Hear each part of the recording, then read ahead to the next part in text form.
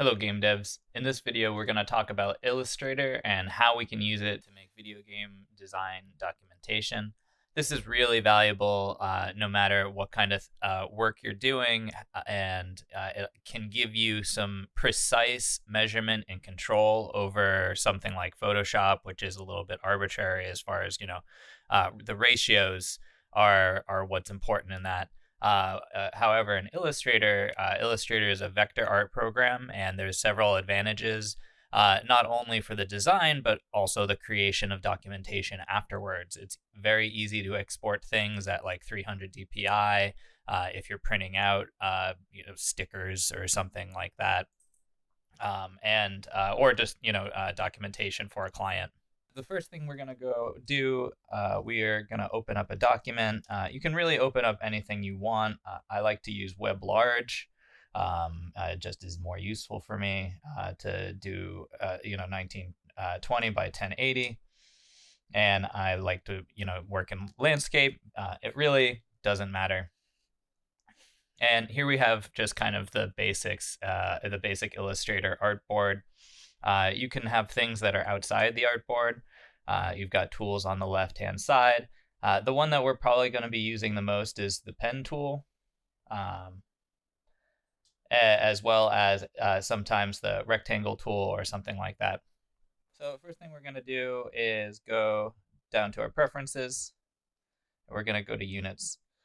So one of the nice things about Illustrator is that we've got units that we can go by, and instead of using pixels, what we're going to use is meters.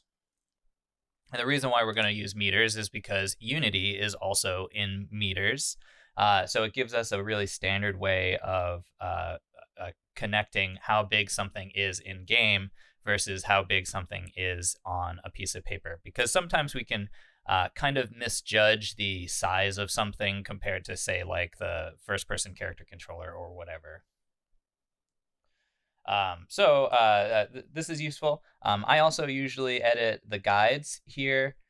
We have grid lines every 72 pixels. This is less useful for us, so I might say, so in our grid lines, we're going to have it every, let's say, 0.01 meters, and we're going to have subdivisions 10. Now, where is the grid? We go to View, Show Grid. Mine is a little bit lower, and I had moved it down before, but so it may look like this to you. It'll start with the outline, go down here, go to Show Grid, and now we've got some space to work with. We can see that the grid is pretty laid out. We can kind of use this as a one-to-one reference, and because we're in meters and we have 10 subdivisions, we can very cleanly measure things. And if you wanted to, you could also take this and do other things with it.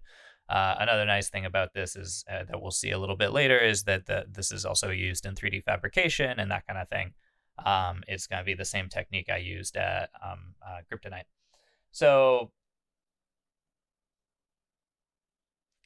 So you've got your grid. You've got your grid. I also tend to snap to grid. I find that very helpful. So this is one of the nice things about Illustrator, is that there's going to be kind of a one-to-one measurement.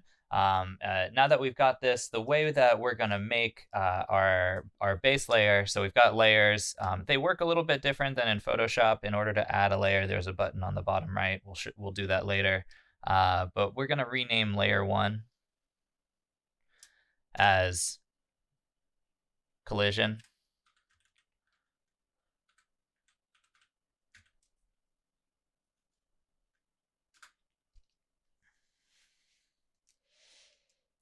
And we're going to just kind of utilize the tools that we have available to us. If we go in here, we've got the pen tool. The pen tool is very fun. I'm going to zoom in a bit.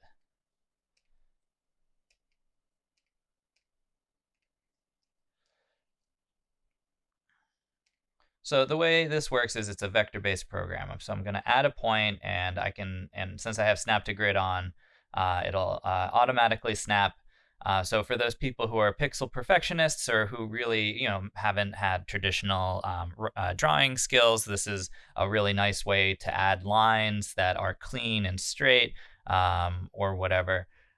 So we can very quickly create an area.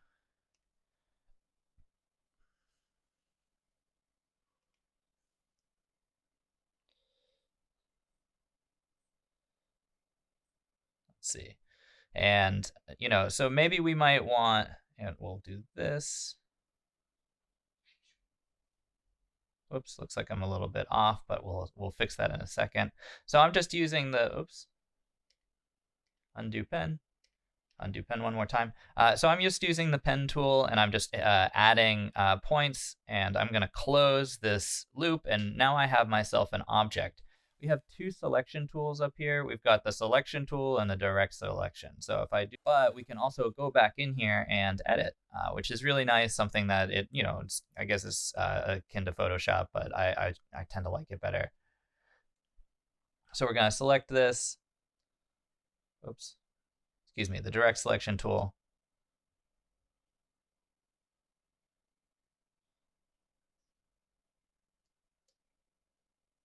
There we go. Let's zoom in a little bit because it's kind of hard to see that. So with our direct selection tool, we can grab this and we can move this around. It's very nice. Everything is snapping to a grid, so it's easy to go back and line stuff up. But let's say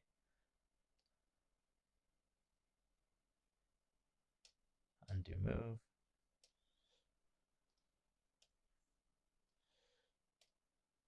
And if you want to move around the area,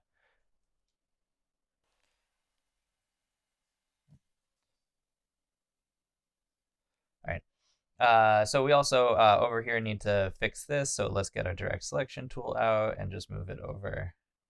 Oops, looks like I actually moved everything over. So I have to click it individually. And you notice that these little dots are here. So these are little vector points.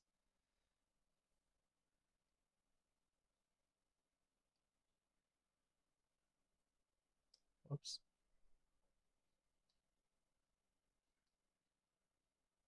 There we go. And now we have something that's straight. But we can do more than just straight lines. We can grab these and we're going to add an anchor point. And I'm going to click and drag. Woo, there we go. It's big. And it brings an anchor point, which allows us to get these little handles. Generally, they are little. You can move them by grabbing them, and there's two things you can do with them. It's the radial direction, which direction is it facing, and how long is the handle. So those are the two controls that you can use. But if you wanted to, say, make a perfect-ish circle, this would be very easy to do using just these little tools here. And that can be really nice, especially when you're trying to create more interesting terrain other than a bunch of boxes stacked together. Or a curved staircase or something like that. There's tons of reasons why you might do this. So one of the things to note when we're designing any sort of collision or collision layer is chunk objects, so that they can be created inside of the editor. So if you have a floor terrain object, you might want to separate that out from another one. And what do I mean by separate? So this is in a complete object. So when I click it, I can move it around. And when I edit it, all of these vector points are sealed, and this is one spline. So we'll get into it in a little bit, but with these splines can be exported and used in other places, and it can also not just you can export the image and use it as like a floor template in Unity. You can also export it as a spline into Maya, and then you can loft it. But one of the techniques that you're going to want to do is keeping these objects together, keeping their lines together. And right now we have the default, which has a fill of white. We're actually going to turn the fill off. so that we can see our nice, beautiful grid behind it. And we're going to make sure that we understand that the line width has nothing to do with what's going to come out. The spline doesn't get bigger or smaller when you export it. So the line width does not matter except for a visual aid. So, just keeping it at whatever the default is fine. But you're not going to like decrease the size of walls or something later on by decreasing the stroke size or something like that. So keeping all of this together. So let's say, whoops.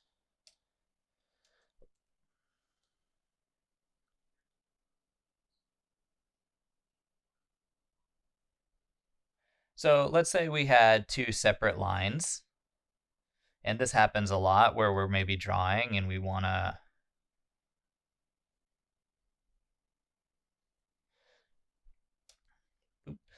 so let's say we've got two separate lines and they're two separate objects. When I select them, they both operate independently.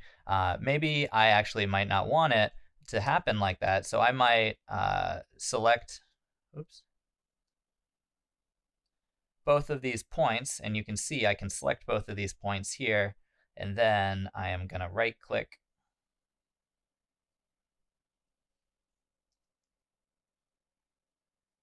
So select both of these points and then right-click, and then you can group them. So that would just group the objects together, but I'm going to hit join.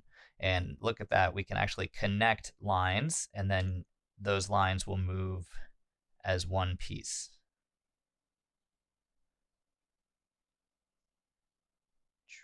There we go. So if you're creating a bunch of different shapes and then you need to connect them later, don't worry, you can connect them into shapes that make sense. It would be really useful to you. And keep everything just line work on this collision layer. The only thing that you're going to need is line work. And this is going to be your kind of base layer.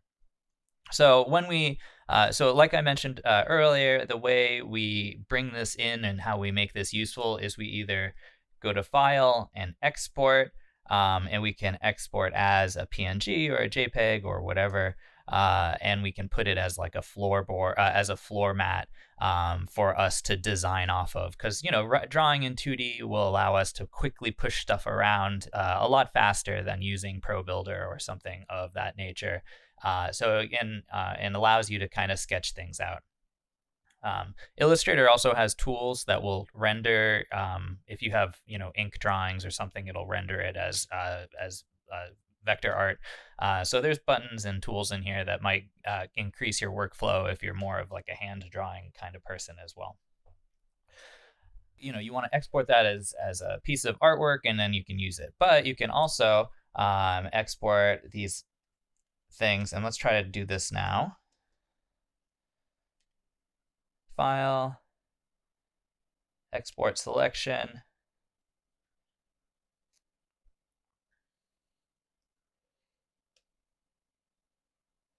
and SVG. Oops.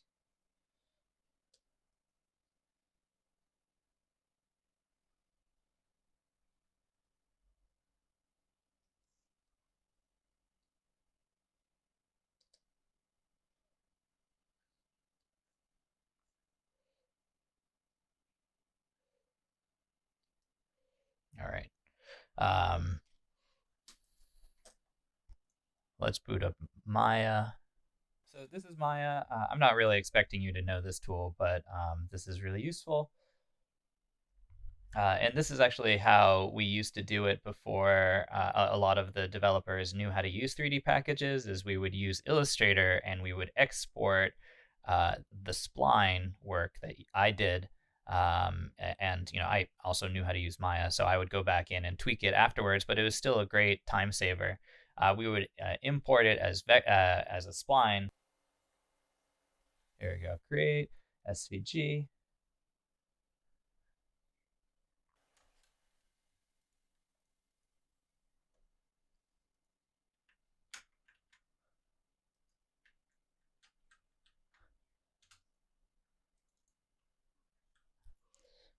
All right, ta-da!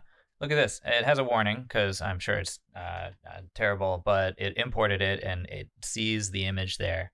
So there's much more work to be done, but you can easily import things. You can create objects. This spline you can then use and manipulate in Maya. And there's actually some really cool stuff out there. So, there's just a quick Illustrator export spline. A lot of the work that people are doing, are logos, but 3D printed things. You can do a lot with just a little bit, especially if, you need something that's completely symmetrical or something like that. Illustrator is really the way to go, which is really awesome. Because you can kind of use it for dual purposes. And this is like what 3D printer also take, as well as 2D. Well, 2D printers will take, and 3D printers will take a model that you can create pretty easily from here. So enough of Maya.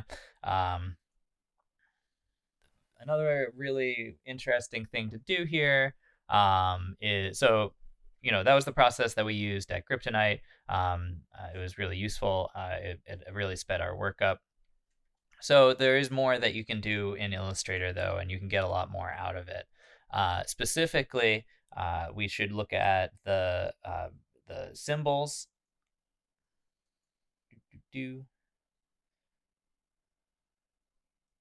Window.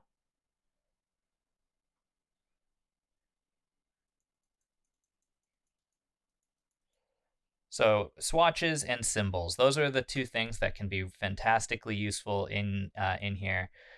We bring that up, and then we've also got swatches right there, which is great.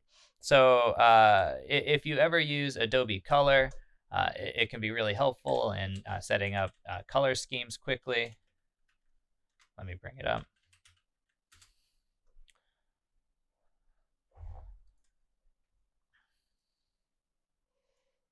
So if you have used Adobe Color, you can quickly grab, here's some monochromatic color schemes. This is some weird puke green. Here are all the hex values. You could easily plug that straight in to here and grab a bunch of colors and then add them by, let's create a color. One thing, by the way, if you have anything selected and then you change the color, it will immediately change the color of the thing you're selecting. I always do that by accident. So deselect whatever you've got clicked. And then we can go in here. And let's pick this kind of off red. So we've got this off red. We've got this plus sign, new swatch. And then we can name it something, which I will not do right now, but we can add it. And then we've got the swatch right here at the bottom.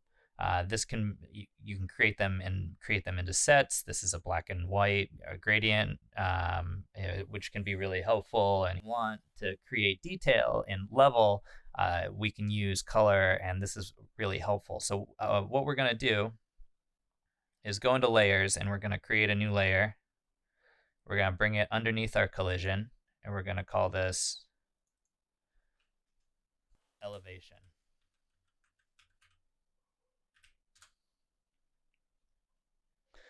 And, we may or may not want to put a bunch of little black lines in here. Let's say that we have an object that's in the center of the room that is, a big shipping crate.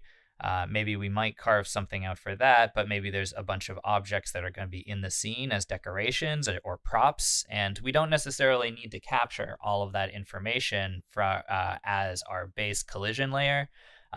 We might add those as detail layers later, but this collision layer is supposed to help us make ProBuilder objects really quickly.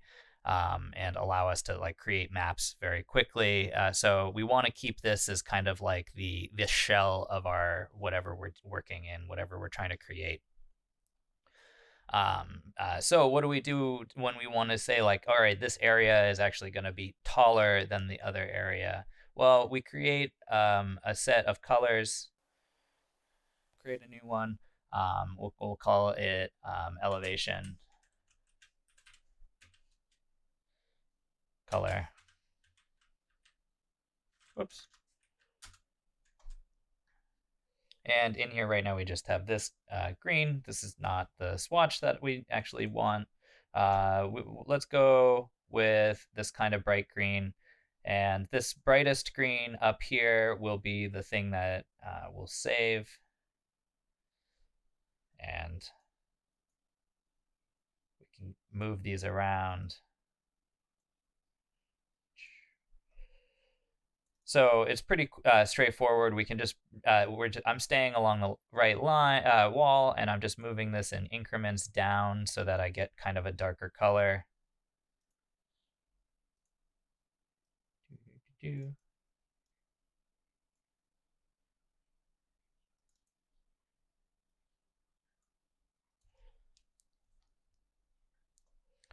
And you can be as granular as you want. I'm not going to be super granular because we're not going to do a lot of work. But let's say it's a big spinning tower that you kind of go up and up and up. You might want to have a bunch of different layer colors, or maybe you section it off into like, floor 1, floor 2, and use a color grade scheme as well.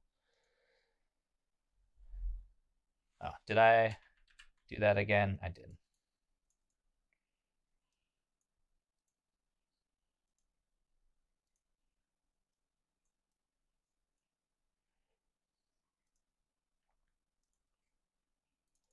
And one more kind of really dark one. Maybe we might not use this one. All right, so this is a top-down view of whatever the heck we're making. And in our elevation area, we're gonna actually, we can use anything we want, but I generally just use the cube boxes. We have our line and rectangle, or whatever. If you wanted to make something over here, you can obviously add. We'll show you how to do that in a sec, but we're gonna just use cube boxes, and I'm gonna select, instead of having the line, we're gonna flip it around, and we're gonna use the color. And we're gonna say that the lowest floor here is down here, and we'll fix this in a second. And then maybe oops, this is what I mean about clicking stuff. You have to click off.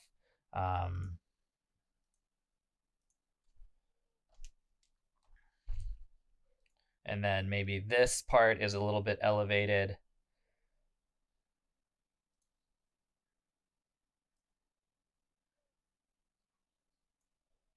And then we've got this part, which is, the highest elevation. Oops.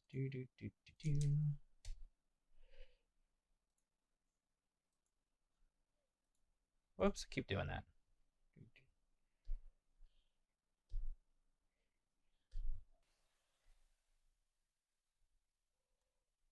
Yeah, we'll get that as the highest.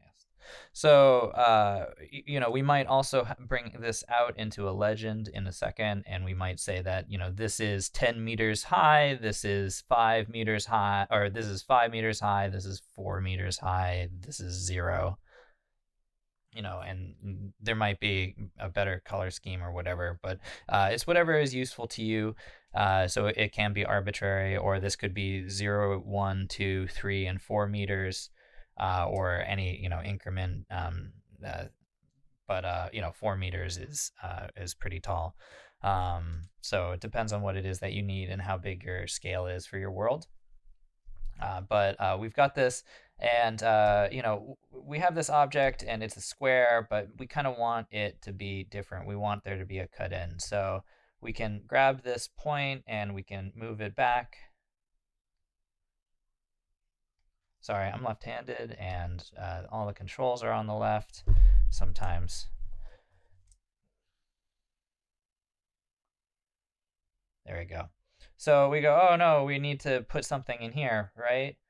So we're going to go in here, we're going to add anchor point tool, and we're going to then click on,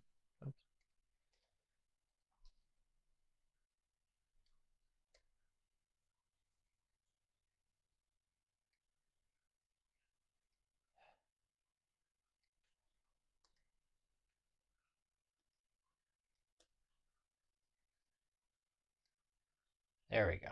I just need to grab this tool. I haven't used 2020 yet, and I can click here and use an anchor, and now I've got an anchor point.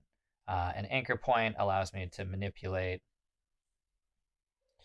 the object as I please, which is great.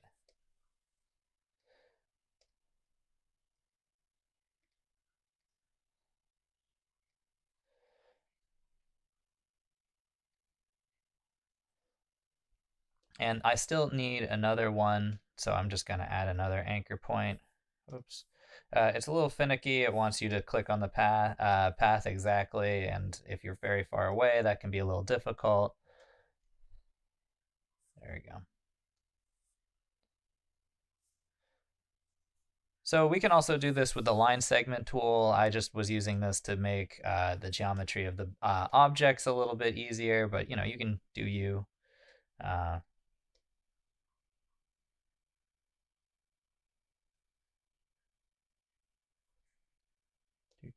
So we've also got this. It looks like this line is a little bit crooked. So in order to fix that, I might go into my anchor. Let's zoom in. So the reason why this is happening is because when I created this anchor point, this arm is out. See how this affects this side of the vector art. So I just bring this back in as much as possible. You can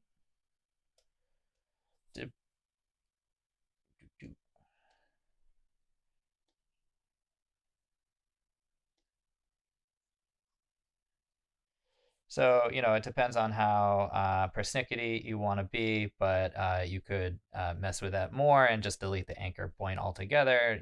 I'm not going to get into that too much. Um, so, I had this box here kind of on purpose. It's not exactly the same. So, how do we kind of manipulate it? Well, we can just grab, we can do it a lot of different ways. We can grab this and we can delete it. And or at least that's the way I'm going to do it. So edit.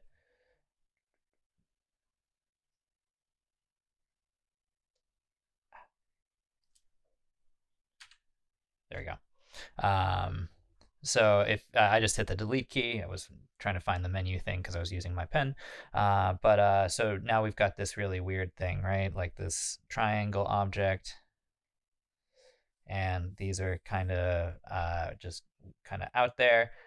So we grab our pen tool, and then if we click down and drag, we get the manipulation. Now, because we deleted that, this manipulation, it only works on the right side. So instead of doing that, we just select both. Oops, undo. Oops, no, we do want to move it. Come here.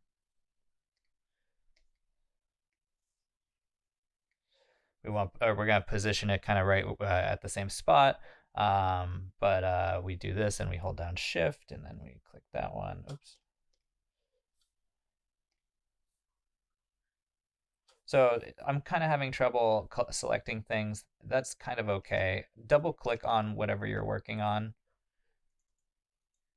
Or sorry, right click and we can hit isolate selected path, and then we can just very easily go in here and do the selection that we need. And I don't select other stuff, so I selected those 2 points. And then right click. Oops.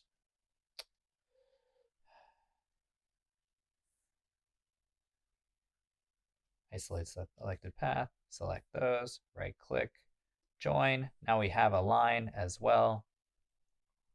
And then we can de-isolate ourselves. And then add the anchor, or we can select our anchor point. And then when we click here, oops, undo.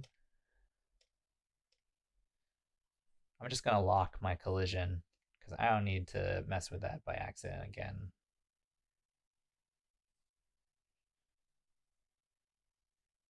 There we go. So we got a couple arms. Oops.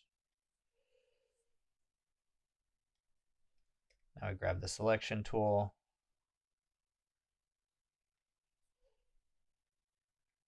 See how these arms are independent? You can break them so that they're independent, or they can move together just the way I I added them. They're independent from one another.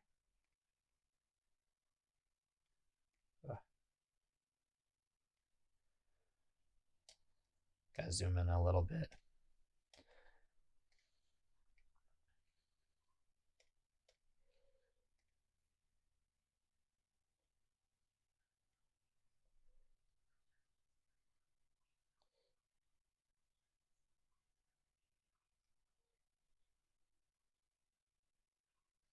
And again, it depends on how persnickety we want to be. We could be here all day playing with curves if we wanted to. It depends on how professional we need this to be.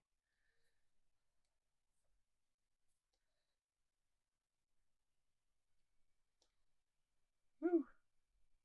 Sorry, left hand.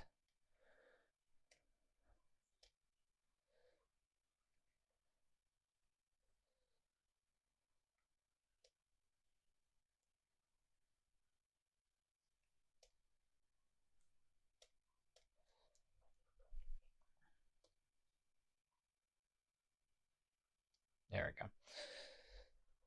This was working for me. All right, so, I'm not gonna mess with this any further. Watch me struggle being left-handed. So here we can have a delineation of how high things are, and this can be very quick and easy then to like implement a level so that everything is the correct height. And this is the way that we set up documentation, and then it looks very nice and clean. We might say like we might put a meter reference number or something in there. We might put legends in there as well. So we've got swatches, and then we can quickly use the same color scheme over and over and over again, and it can look very professional and easy very quickly. So the other really nice thing here is symbols. So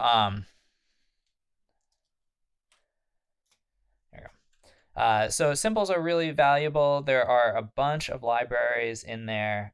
You can add new ones. Most of the time, you're probably going to want to add a graphic, not a movie clip. But symbols can really be valuable in setting up things. Now, we can create symbols. So here's a bunch of things. Sorry, let me back up a little bit first. So here's a bunch of separate objects, right? I'm going to unlock. No, I won't unlock it. So these objects over here, these are all technically separate. But let's say I really like this pattern and I want to use it as like a design stamp. So the first thing I can do is group them all together. And once I group them and I select them, they move as one. The only way to edit them is to double click them and then start editing them individually. And then you can move it around. Not that I'm going to do that, but then you can you can double click out, and then you've got this object again. So super, super valuable in this way of being able to quickly create a group of objects. This might be a set of collisions, or maybe it's, let's say, a character. So, maybe we need, let's do a star tool. And we don't want this to be green. We want this to be yellow.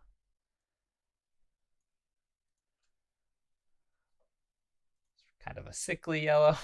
So maybe a little less green in it. Maybe a little more orange. Maybe, yeah, there you go. That's more sun. There you go. This is just a symbol, right? But just like the ones that we have loaded in here, maybe we'll make this more interesting, and then we'll put a letter in here that specifies, S for spawn. And, let's flip this around because we don't necessarily, we want it to look like a star most of the time, so we'll orient it like that. And this is a very straightforward object. And we're going to Control G to group, and then we're going to create this as a symbol.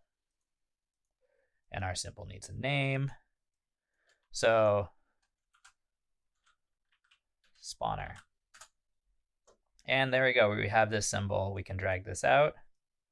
And just like in Unity, there's instantiation. So these are all instances of a thing. But What happens, let's say, if we don't want them to be spawners now, we want them to be something else? Well, we can just double click this and say, maybe this is our SP for spawners because we've decided to add another different object and we need to move it around a little. Maybe we added a different object called S called, uh, called saloon or something like that. Who cares? But now we've got SP, SP, SP. So this is the power of symbols. And here's maybe a health pickup as well. Oops, I dragged it onto the collision. That's why it didn't work. And this is another valuable lesson is organize your layers. So I will often have a bunch of layers, and we're going to go through a couple more of the ones that are useful here. So I might have spawners. I might also have pickups.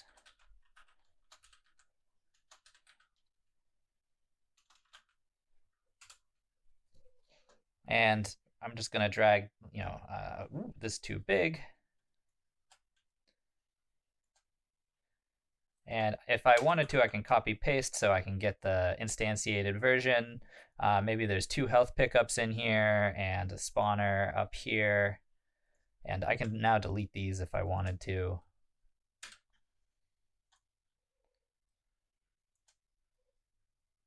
And one thing I noticed about this spawner is that it needs a kind of a line because it's kind of bleeding into the background. I don't really like that, so I'm just gonna mess with this a little more.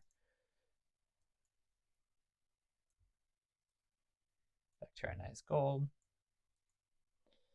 There you go. Maybe.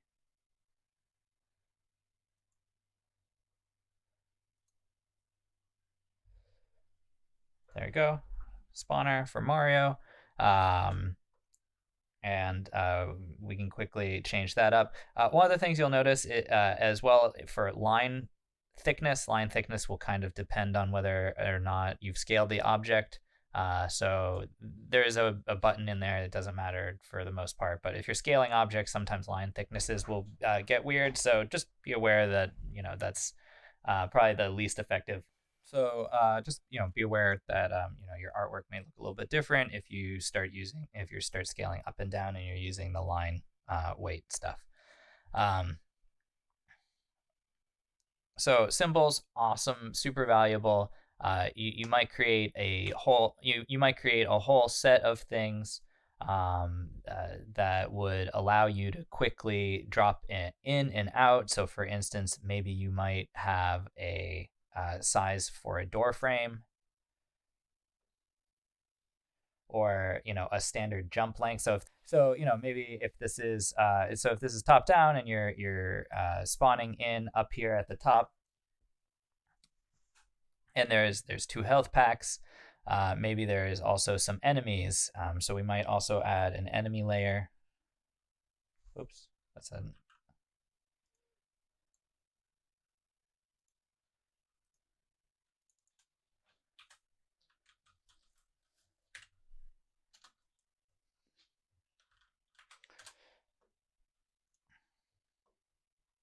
Oh, it looks like our spawner. So let's drag our spawner into our spawner layer, just so that we're being clean. And enemies, maybe they're shopping carts. We've got shopping cart enemies.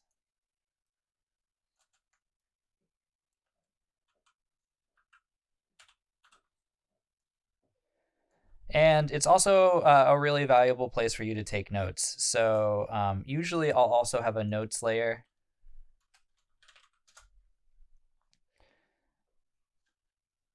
And in this notes, I might say cutscene 06 shopping horror spawn enemies spawn in when player collects health.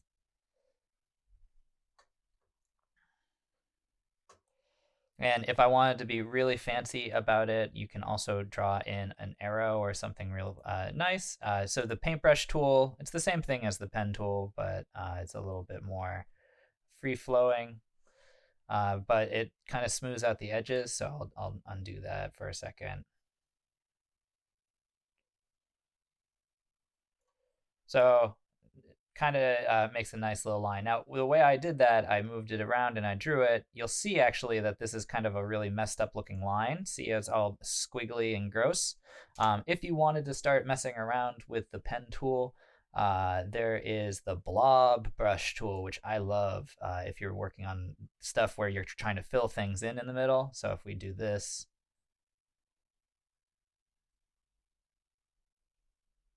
and do this kind of half drawn arrow, the blob brush has one complete object, and its exterior is a set of vectors that are auto-generated. So the blob brush tool, also very useful if you would prefer that method. Just make sure you fill in all the insides, otherwise you get these weird little artifacts.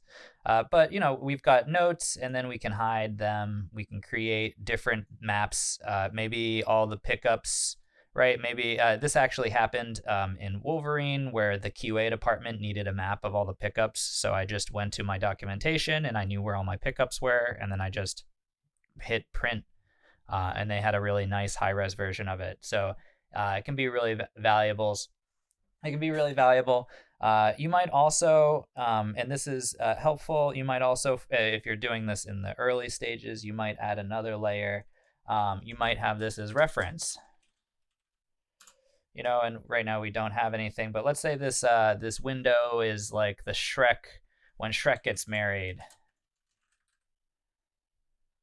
So maybe it's like this big window here where we're gonna so let's save this image of that Shrek window. It depends on how professional you need this to look. Maybe it's sketches that you set up yourself. It depends, but I always have some reference art if I'm working with artists that need reference and or need to understand your vision for the space, if and they need to understand it early. Also, it can help you envision your space as well. Maybe it's over here, and then you can draw a line and you can kind of explain stuff, and then you can quickly hide and show stuff when you want in your reference layer. And the other thing that usually not game developers want, but usually the developer producers, they want something called the golden path, which is just like a little line that you have to draw that explains how to get through the game in the most quickest way possible, kind of thing, which is very irritating because that's not always the point, but golden path. So let's say we have we're gonna get our paintbrush tool, and we start here because let's turn our spawners back on, right? So maybe the golden path is here. Collect this object, kill these enemies, and then maybe there's a door here or whatever, and then go out. So I might just draw and squiggle a quick path, but this doesn't necessarily indicate direction. So I'm going to select the whole object. So if we go into, that's right, it's brushes. So we can actually pick some stuff in here. There's a bunch of libraries.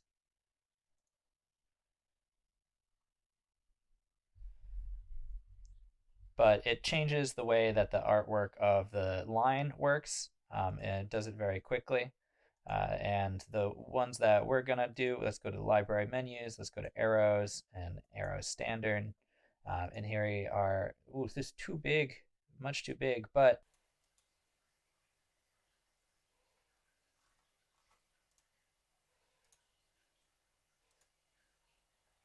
so one of the cool things about this, since it knows where the vectors are, the vector art is, we can actually create one long weird arrow using some of these patterns in here. In our, if we loaded arrows, patterned arrows, there's a bunch of different ways we could do this.